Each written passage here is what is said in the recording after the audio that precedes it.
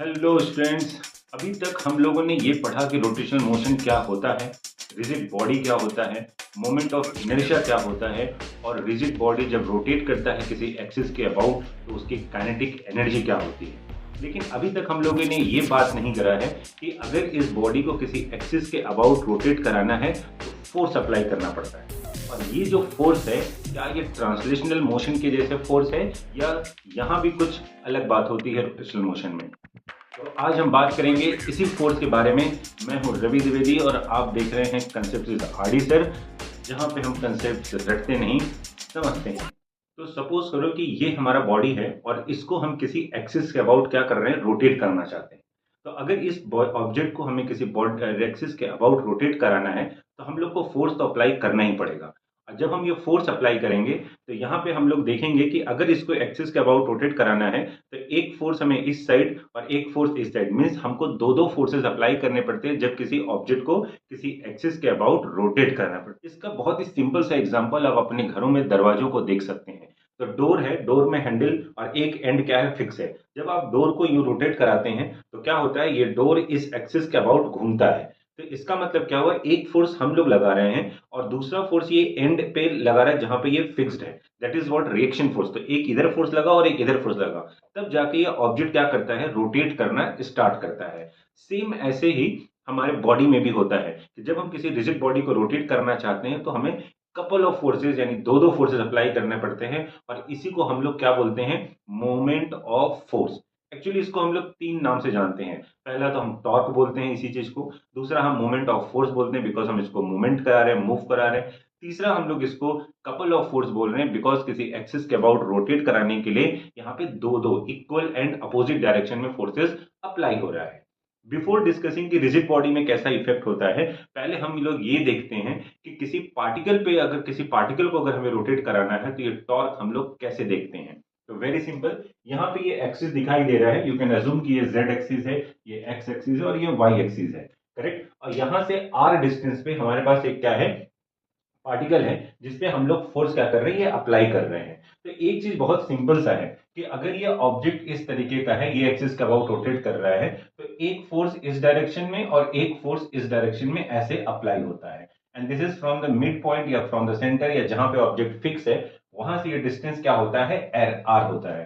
तो एक चीज यहां देखने लायक है कि जो ये एफ और आर है दोनों एक दूसरे के क्या है, परपेंडिकुलर है। इसका मतलब ये हुआ कि सपोज करो कि अगर ये बॉडी को मैंने इस तरीके से ले लिया, जो ये एक्सिस से क्या कर रहा है, थीटा एंगल पे अगर है, और फिर से हमको इसको रोटेट कराना है, सो इन ऑल टाइम और in all cases we have to take what, perpendicular distance. इसके बीच में दो अप्लाइड फोर्सेस, ये जो दो फोर्सेस अप्लाई हो रहे हैं इनके बीच हमें क्या चाहिए, हमको परपेंडिकुलर डिस्टेंस चाहिए या फिर परपेंडिकुलर फोर्स चाहिए, कोई भी एक दूसरे, मतलब ये डिस्टेंस और एफ दोनों क्या होना चाहिए, परपेंडिकुलर होना चाहिए। फिर ये इस एक्सिस के अबाउट रोटेट होता है और इसको हम लोग टॉर्क टाउ रिप्रेजेंट करते हैं। And this is what tau is equal to क्या लिखते हैं हम लोग, F sine theta into r लिखते हैं। आप इसको ऐसे भी समझ सकते हैं, आप इसको इस तरीके से भी समझ सकते हैं कि that is f into r sine theta. इन दोनों ही जगह पे डिफिनेशन में कैसा चेंजेस हो रहा है, जैसे मैंने बोला एफ और आर एक दूसरे के परपेंडिकुलर होना चाहिए, इसलिए टॉर्क को डिफाइन करने के लिए हम लोग ऐसे भी बोलते हैं कि torque is nothing but it is a turning effect, ठीक है। And it is equal to what, it is the force into perpendicular distance between the force, ठीक है। तो यहां पे जैसे मैंने लिया कि फोर्स है and this is what, r sine theta is nothing but perpendicular distance between the force. अब इस केस में ऐसा नहीं है, क्यों, बिकॉज यहाँ पे एफ और जो आर दिया है ऑलरेडी परपेंडिकुलर है, लेकिन इस केस में जहां पे ये थीटा एंगल पे है तो हमको फोर्स और आर के बीच में परपेंडिकुलर डिस्टेंस फाइंड करना रहता है। And this perpendicular distance is nothing but denoted by what, r sine theta. दूसरा, नहीं तो फिर हम ऐसा बोल सकते हैं कि अगर ये है तो इसमें हमें क्या करना है, परपेंडिकुलर फोर्स अप्लाई करना है। तो अगर एफ थीटा एंगल पे अप्लाई हो रहा है तो हमें क्या लेना पड़ेगा, एफ साइन थीटा लेना पड़ेगा। तो आप ऐसे भी लिख सकते हैं और ऐसे भी लिख सकते हैं। तो एफ आर साइन थीटा या आर एफ साइन थीटा ये टोटल निकल के आता है।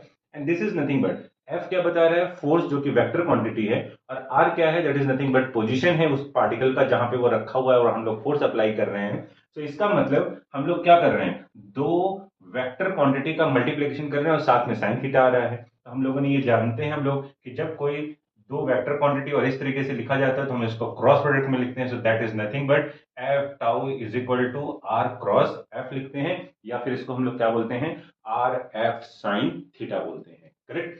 तो यहां से ये टॉर्क, और ये टॉर्क हमेशा, जैसे कि ये वेक्टर क्वांटिटी है तो इसका जो डायरेक्शन हम देखेंगे, जैसे हमने जेड एक्सिस में लगा रखा है, तो अगर ये प्लेन है तो torque is what, perpendicular to the plane. Direction is always what, perpendicular to the plane है। अगर ये प्लेन है, ऑब्जेक्ट यहां घूम रहा है, तो टॉर्क क्या होगा, आइदर आउटवर्ड होगा या तो फिर क्या होगा, इनवर्ट होगा। तो किसी भी पार्टिकल के लिए टॉर्क कैसे डिफाइन करेंगे, आर क्रॉस एफ, या फिर इसको हम क्या लिखेंगे, this is R F sine theta लिखेंगे। और अगर हम लोग यहाँ से यूनिट की बात करेंगे टॉर्क का, तो टॉर्क का यूनिट क्या होता है, न्यूटन मीटर हो गया। और इसका अगर डायमेंशन बात करेंगे तो this is nothing but ml/t-2 हो गया।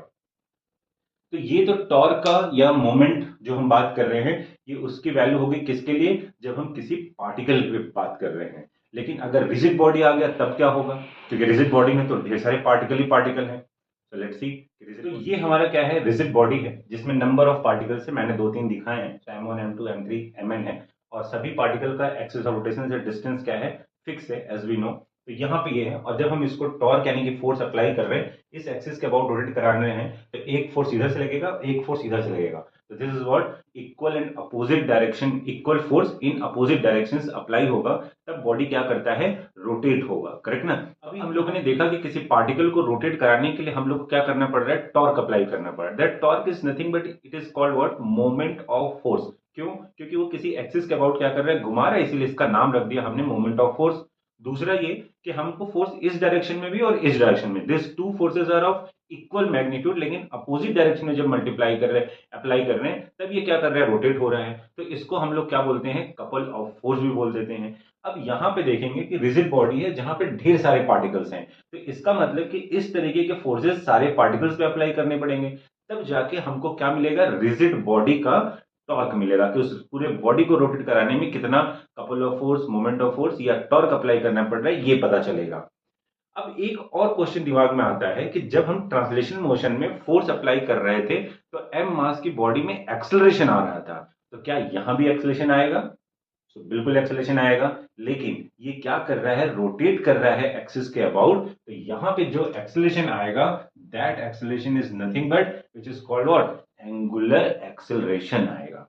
करेक्ट। तो हम पहले एक सिंगल पार्टिकल की बात करते हैं कि सिंगल पार्टिकल जब इस तरीके से रिजिड बॉडी में रोटेट करेगा, तो फिर यहां पे टॉर्क की वैल्यू क्या आएगी, फिर हम लोग बाकी सारे की बात करेंगे। तो अगर मैं एक किसी पार्टिकल की बात किया, सपोज करो m1 का, तो यहाँ पे जो टॉर्क आएगा, that torque is nothing but, अभी हमने क्या लिखा, एफ आर साइन थीटा।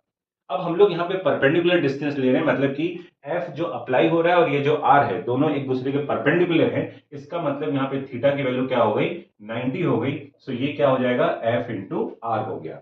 अब जैसा कि हम लोग फोर्स अप्लाई कर रहे हैं, इसलिए फोर्स की वैल्यू क्या आएगी, एम इंटू ए हम लोग लिख सकते हैं। तो मैं 1 की बात कर रहा हूं, so this becomes the 1, F1 R1 F1 R1 इस तरीके का आ गया। This is nothing but A1 भी लिख दो और ये R1 हो गया। अब यहाँ पे लीनियर एक्सेलरेशन नहीं डेवलप हो रहा है, क्या डेवलप हो रहा है, एंगुलर एक्सेलरेशन डेवलप हो रहा है। और एंगुलर एक्सेलरेशन अगर डेवलप हो रहा है, सो वी नो दैट कि हम लोग जो ए है, इसको हम लोग कैसे लिख सकते हैं, हम लोग लिख सकते हैं R1 अल्फा R1। करेक्ट। अब यहाँ पे एक चीज, सभी को 1 1 लिखा, तो अल्फा को 1 क्यों नहीं लिखा हमने, भाई अगर ये रोटेट कर रहा है रिजिड बॉडी के, और सभी पार्टिकल का अगर एंगुलर एक्सेलरेशन, एंगुलर वेलोसिटी अलग हो गया, तो बॉडी फिर एक साथ कैसे घूमेगा। यहाँ पे सारे बॉडी क्या कर रहे हैं, एक साथ घूम रहे हैं। इसका मतलब सभी बॉडी का एंगुलर वेलोसिटी, एंगुलर एक्सेलरेशन क्या होगा, सेम ही होगा। तो सारे पार्टिकल की वेलोसिटी, एंगुलर एक्सेलरेशन क्या रहेगा, अल्फा रहेगा। And this becomes what, m1r1 square alpha. ये किसका वैल्यू आ गया, ये सिंगल पार्टिकल की वैल्यू आ गई। जब वो रोटेट करेगा तो उस पर इतना टॉर्क डेवलप होगा। तो इसका मतलब अगर हम लोग को पूरी बॉडी का फाइंड करना हो टॉर्क, तो torque of the rigid body, अगर हम लोग बात करें टॉर्क ऑफ रिजिड बॉडी, अगर हम बात करेंगे, तो ऐसे जितने भी टॉर्क रहेंगे उन सभी का हमको क्या लेना पड़ेगा, वेक्टर सम लेना पड़ेगा। दिस इज व्हाट, ये याद रखना है, दिस इज वेक्टर सम लेना है। ठीक है। अब यहाँ पे वेक्टर सम लेंगे, टॉर्क की वैल्यू सभी की इस तरीके से दिखाई दे रही है, सब एक ही डायरेक्शन में है, तो इसलिए यहाँ पे वेक्टर सम ले लें या एल्जेब्रिक सम ले लेते हैं, दोनों की वैल्यू लगभग सेम ही है। तो यहाँ पे टॉर्क इज इक्वल टू हम क्या लिखेंगे, this is m1 r1 square alpha m2r2 square alpha up to कहां तक mn square alpha. And as usual यहाँ पे फिर से हम लोग देख सकते हैं कि m1r1 square m2r2 square up to कहां तक mn स्क्वायर अल्फा आता है। और ये जो ब्रैकेट में हमने लिखा है this is nothing it is the moment of inertia of the body. तो टॉर्क इज इक्वल टू हम लोग क्या लिखेंगे आई अल्फा। करेक्ट। तो यहाँ पे ये जो टॉर्क हम लोग फाइंड कर रहे हैं ये किसके लिए फाइंड कर रहे हैं, ये हम लोग फाइंड कर रहे हैं रिजिड बॉडी के लिए। And you can see that again it is the analogous with the word F is equal to m into a, जहां पे m को किसने रिप्लेस कर दिया I ने, और a को किसने रिप्लेस कर दिया अल्फा ने। तो रिजिड बॉडी के केस में जब हम टॉर्क की बात करते हैं तो it is equal to what I into alpha. Correct.